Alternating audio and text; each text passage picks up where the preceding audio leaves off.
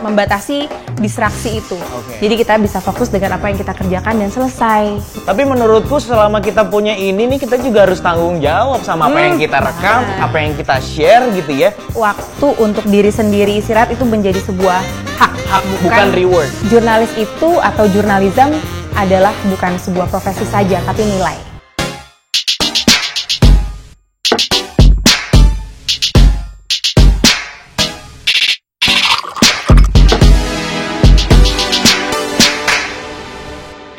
Yo, healthy people, kembali lagi bersama gue Mario Pratama di Power Breakfast. Gue pengen nanya, sejujurnya lo lebih suka working from home atau working from office? Kalau gue kerja di rumah gue nggak bisa, karena menurut gue waktu kerjanya jadi 24, ya jadi kenapa jadi lebih banyak gitu ya. Tapi nggak tahu nih dengan tamu gue hari ini, yaitu Amanda Vallani, seorang mengawali karir sebagai jurnalis, terus sekarang menjadi head of content di Narasi TV. Langsung saja ini dia, Kak Manda. Halo. Ini bos gue sih sebenarnya di Narasi TV. Mbak Manda, apa kabar? Lagi sih baik, alhamdulillah. Ya? Mental masih stabil. Amin, alhamdulillah. Raga masih sehat, alhamdulillah. Tapi boleh dijawab dulu nggak, lu lebih suka WFA atau WFO? Sebenarnya banyak privilege-nya juga WFH ya. Apalagi aku sebagai ibu bekerja dan juga punya anak 2, masih baby 1 dan 1 lagi toddler. Jadi waktu untuk bersama anak tuh lebih banyak. Tapi apa ya, kalau misalnya dibilang banyak sekali distraksi kalau misalnya di rumah. Artinya kalau misalnya satu hari itu kita 8 jam bisa fokus kerja kalau di kantor, lalu kemudian kalau pulang ke rumah itu bisa fokus sama anak-anak, ini nggak bisa. Artinya kita benar-benar harus siasatin banget nih, juggling dengan waktu itu udah pasti deh kalau misalnya di WFH ya, kalau misalnya di rumah gitu. Jadi kalau misalnya boleh dibilang pilih mana, tetap yang normal aja deh di kantor. Di kantor ya? Bener. Karena waktu tahun lalu tuh awal-awal pandemi kan aku sempat ngalamin WFH. Dimana kok kayaknya waktu kerjanya jadi lebih dari 8 jam gitu loh. Jam 10 malam masih disuruh meeting, terus waktunya makan masih tetap meeting. Kok malah jadi lebih capek. Terus kan aku kan single ya. Terus gue ngebayangin kayak, ini kalau yang udah berkeluarga gimana? Terutama ibu rumah tangga yang bekerja juga gitu. Karena ibu rumah tangga aja kan sebenarnya adalah full time job gitu loh. Full time job banget kan? ya. Apalagi ditambah. Berasa kalau di konten juga full time job juga sebenarnya. Nah, itu bagi waktunya gimana sih Mbak Amanda jadinya? Bagi waktu ya sebenarnya kalau untuk aku pribadi, kita punya perencanaan tentunya. Kalau misalnya secara waktu, kalau di jam kerja itu dari jam 9 sampai jam 5, aku itu memang sangat juga stick dengan jam kerja kantor pastinya kan. Jam kerja kantor nggak mungkin diubah juga. Tapi ada extra time yang sebenarnya aku harus lakukan di luar jam kantor. Tapi ini artinya menjadi siasat masing-masing para ibu gitu ya. Kalau misalnya aku sendiri, karena masih punya bayi yang harus saya menyusui setiap 2 jam sekali, artinya aku punya extra hours untuk kerja setelah jam kantor untuk mengerjakan hal-hal di luar meeting. Nah, tapi aku mengambil jam jeda atau apa ya waktu istirahat itu ekstra setengah jam. Karena aku harus break untuk diriku sendiri, makan terus kemudian menyusui.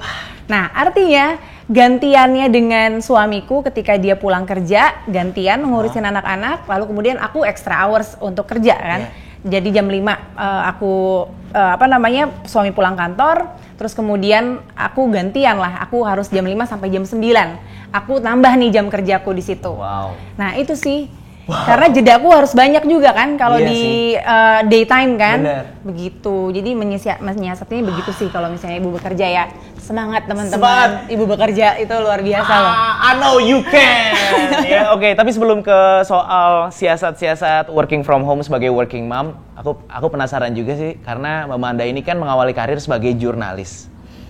Nah, peluang karir nih, mungkin ada yang teman-teman yang nonton seumuran saya gitu ya, sekarang lagi kuliah jurnalistik juga gitu. Sebenarnya peluang karirnya tuh kayak gimana sih kalau dunia jurnalis tuh? Wah, ini kayak phone vacancy jadinya. Oke, narasi lagi buka enggak? Karena kan di otak aku jurnalis, nulis, liputan, terus setelah itu apa gitu loh. Alright. Kalau career path-nya sebenarnya itu terbuka banget, bukan hanya untuk mahasiswa-mahasiswi di jurusan komunikasi ataupun jurnalistik. Semua disiplin ilmu itu bisa banget saat ini menjadi seorang jurnalis. Karena jurnalis itu atau jurnalism adalah bukan sebuah profesi saja, tapi nilai. Wow. Kita semua tuh adalah content creator kan ya. Kita punya device yang sama. Kita membuat konten apapun topiknya, apapun angle-nya, tapi yang memang membedakan adalah value-nya itu. Kan kalau misalnya value jurnalis itu yang terutama adalah kebenaran, prinsip verifikasi, dan banyak lain hal yang memang menjadikan profesi jurnalis itu adalah ya profesi yang mulia lah gitu. Jadi intinya kalau misalnya peluang untuk mahasiswa-mahasiswi ataupun first jobber sekarang ya itu bisa banget untuk menjadi jurnalis karena sesuatu yang bisa banget dipelajari gitu. Asal kita ya punya dedikasi sih. Bener. Itu Mar, tertarik ya? Jadi bukan hanya penyiar aja pengen jadi jurnalis kan? Tapi bener, karena aku kan sekarang penyiar radio. Tapi penyiar radio, aku tuh nggak mau cuma jadi penyiar radio yang udah siaran, cuap-cuap, cerita-cerita. Tapi aku pengen masukin kayak unsur jurnalismenya juga, create something new, create menjadi sumber berita juga gitu loh. Tapi aku tertarik sih sama omongan Mbak Manda tadi kalau kita tuh semua bisa jadi jurnalis. Betul, kan makanya ada bukan terminologi sebenarnya, perubahan mindset bahwa jurnalis itu menjadi sebuah nilai yang harus dimiliki setiap orang. Karena ada pula lebih ke bukan profesi citizen journalism, cara. Benar. Jadi cara untuk masyarakat umum dalam melaporkan sesuatu peristiwa yang terjadi di sekitarnya dengan pendekatan jurnalis. Makanya ada term citizen journalist. Nah, karena prinsip-prinsip itu adalah nilai yang bisa dimiliki siapapun. Itu sih. Tapi ketika menjadi sebuah sebuah profesi, tentunya ada tanggung jawab lebih yang melekat. Betul. Tapi menurutku selama kita punya ini nih kita juga harus tanggung jawab sama apa yang kita rekam, apa yang kita share gitu ya. Karena balik lagi jurnalisme adalah sebuah nilai. Di situ ada nilai kebenaran, jangan suka nyebar-nyebar hoax gitu ya. Iyalah, kita harus menyumbangkan konten digital sih sebenarnya ya. Nggak mungkin kalau misalnya bakal zero hoax konten, tapi setidaknya menyeimbangkan dan membuat orang tuh lebih kritis dalam mengonsumsi konten. Itu sih. Menurutku, working mom kayaknya susah gitu loh. Bapak-bapak nih kita nih harus respect nih sama aduh jadi inget nyokap lagi dulu bandel gitu.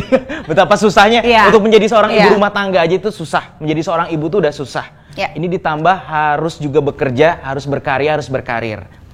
Tips and triknya gimana Mbak Manda? Tips and trick. Sebenarnya setiap perempuan, setiap ibu pastinya punya kondisi yang berbeda ya.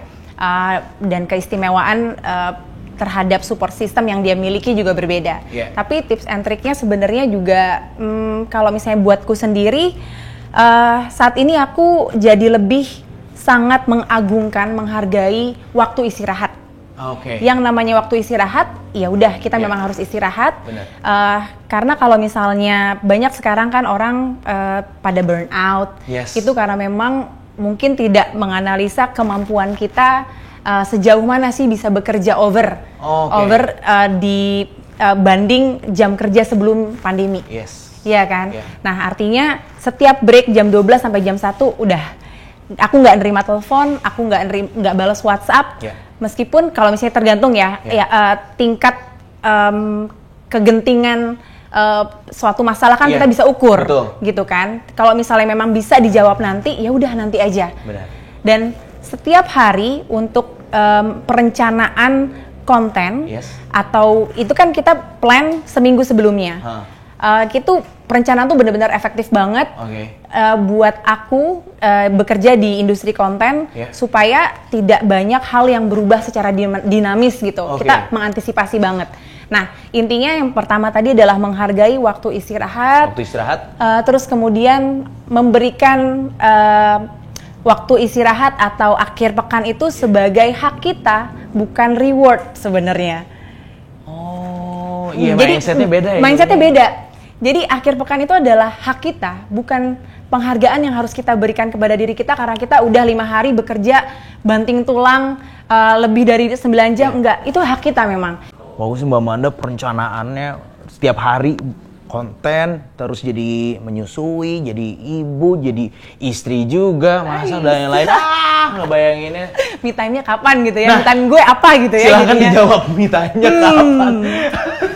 Sederhana sih Mar, tidur yang nyaman, nyenyak, deep sleep.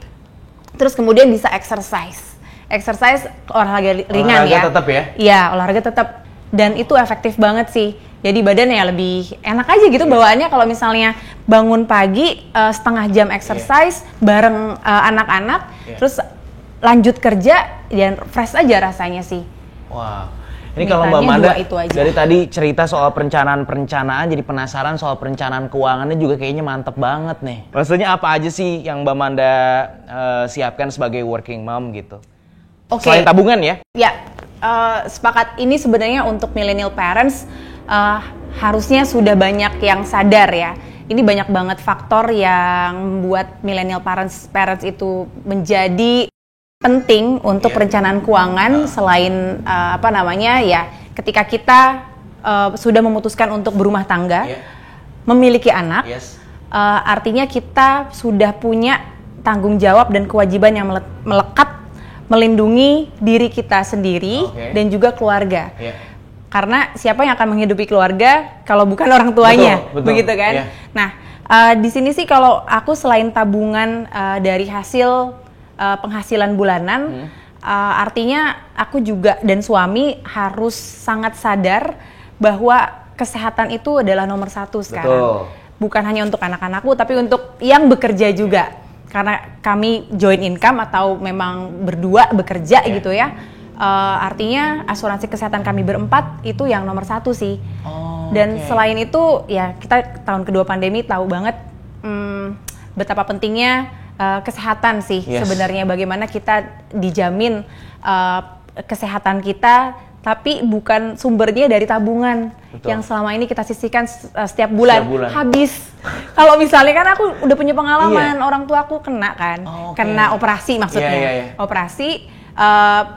Dan itu jadinya mengambil penghasilan tabungan. Ya, tabungan dari penghasilan maksudnya, tabungan bulanan. Bener. Nah, itu kerasa banget sih sebenarnya. Makanya mungkin ada teman-teman aware istilah sandwich generation.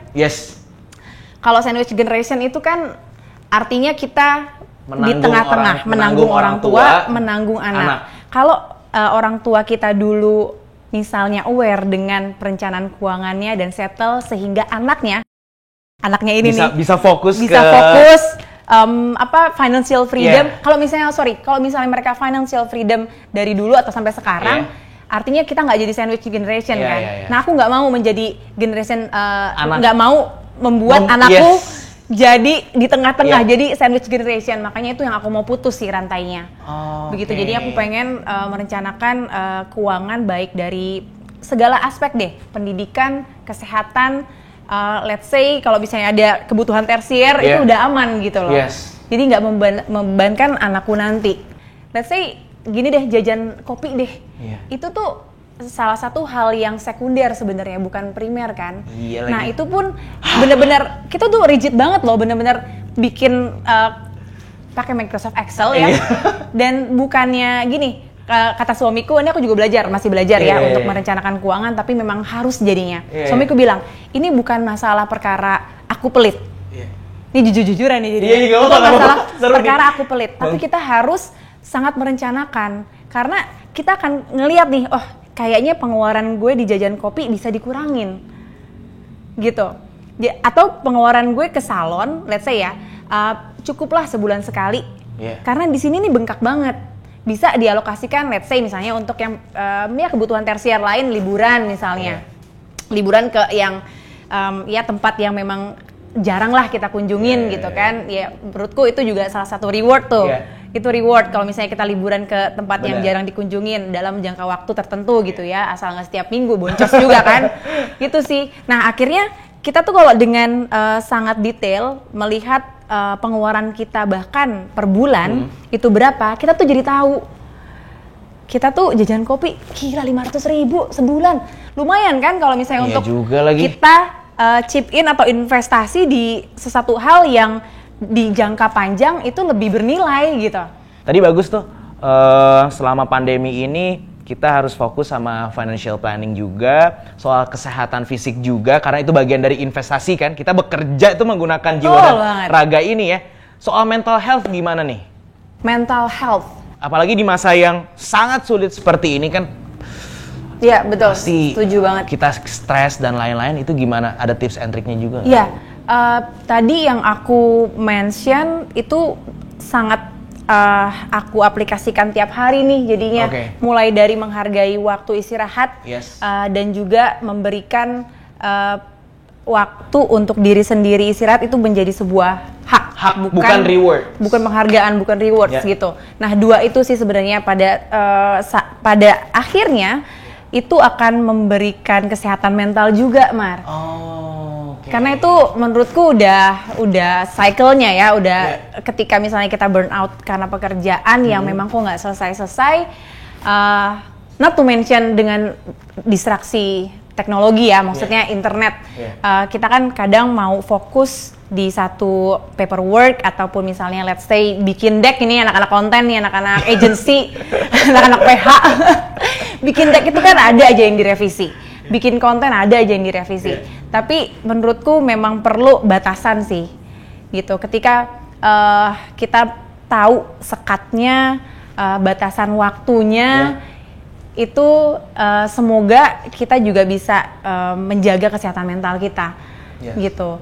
Dan ini mungkin klise ya buat yang nonton. Kalau misalnya kita lagi bekerja, distraksi dari sosial media itu betul-betul menurutku yang paling harus dihindari sih. Meskipun susah banget, apalagi aku bekerja di industri konten. Iya. Tapi kalau misalnya bisa fokus, itu menurutku udah pencapaian tertinggi di era sekarang menurutku. Fokus susah nggak sih sekarang untuk bikin satu, let's say apa ya, bikin naskah deh. Bikin naskah itu kan kita perlu konsentrasi. Oke, kalau misalnya teman-teman di sini, teman-teman konten, gue mau cek sosial media untuk cari inspirasi naskah. Tapi jatuhnya karena banyak pop-up notification dari e-commerce. Dari mana pun ujung-ujungnya kontennya nggak dapet, belanja. Makanya itu kan, itu yang harus dibatasi. Jadi selain kita menghargai waktu istirahat, bagaimana kita bisa fokus dan membatasi distraksi itu. Jadi kita bisa fokus dengan apa yang kita kerjakan dan selesai, gitu sih. Ya, bagus tuh. Planning. Belajar soal fokus, belajar soal me time, kalau itu adalah hak kita. Dan kalau Mbak Manda sendiri belajar apa nih selama 1 tahun pandemi? Sebenarnya kita udah masuk tahun kedua ya? Tahun kedua pandemi ya, iya sih. Apa hal baru yang Mbak Manda belajar?